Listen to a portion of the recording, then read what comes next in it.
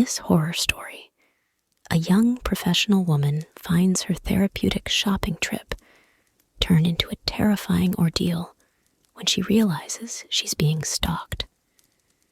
Despite seeking help from mall security, the scary experience leaves her deeply shaken and questioning her safety in everyday spaces. I've always found retail therapy comforting, but after what happened yesterday, even the charm of my favorite shopping mall feels tainted. It was a regular Thursday evening. Work was stressful, so I decided to indulge in some retail therapy. My footsteps echoed on the marble floors as I walked past boutiques, the sense of perfume mingling with the aroma of fresh coffee. I stepped into a clothing store, browsing through the summer collection. As I was admiring a dress, I felt eyes on me. I turned around, scanning the faces. A man, in his late 30s maybe, was staring intently. It felt weird, but I shrugged it off. Maybe he was just daydreaming, and I happened to be in his line of sight. I moved to another section of the store.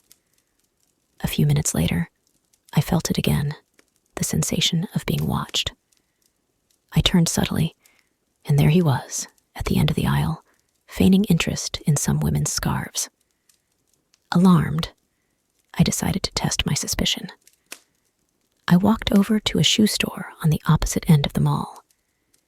If he followed me there, it couldn't be a coincidence.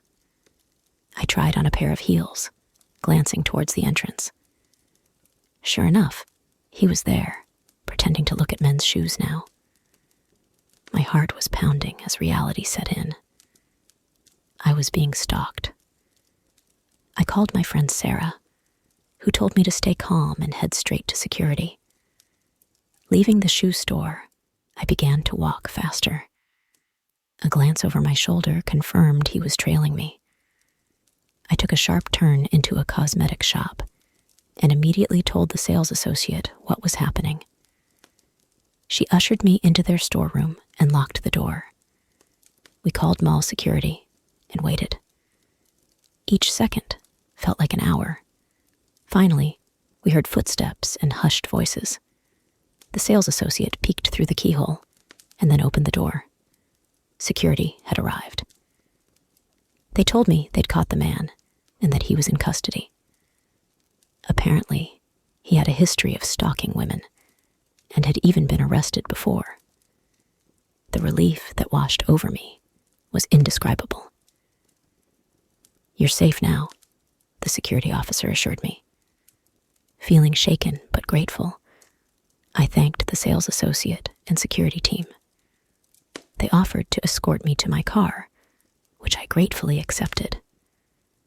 As we navigated the now eerier feeling mall corridors, my eyes caught something that sent a shiver down my spine. A reflection in a shop's glass door. It was him. He was still here. I turned in horror, but there was no one behind us. When I looked back at the door, the reflection was gone too. Confused and terrified, I told the security officer what I'd seen. "We'll sweep the area again," he promised. They did, but found no one. I got into my car, locking the doors immediately. My hands were trembling as I inserted the key into the ignition. Just then, my phone buzzed. It was an anonymous message. "You can't escape me." Panicked, I drove out of the parking lot as fast as I could, constantly checking my rearview mirror. I drove straight to the police station to file a report. They said they'd look into it, but I knew that something far more sinister was at play. I'm home now, all the doors locked and curtains drawn. Every little sound makes me jump. I don't know if that man was a regular stalker or something even worse. What I do know is that my once comforting sanctuary of shopping has turned into a house of horrors, and the fear that I feel is a stark reminder that danger can lurk in the most mundane places. If you're out there, alone, thinking that you're safe and that it couldn't happen to you, think again. And always, always trust your instincts. Because sometimes the danger is closer than you think.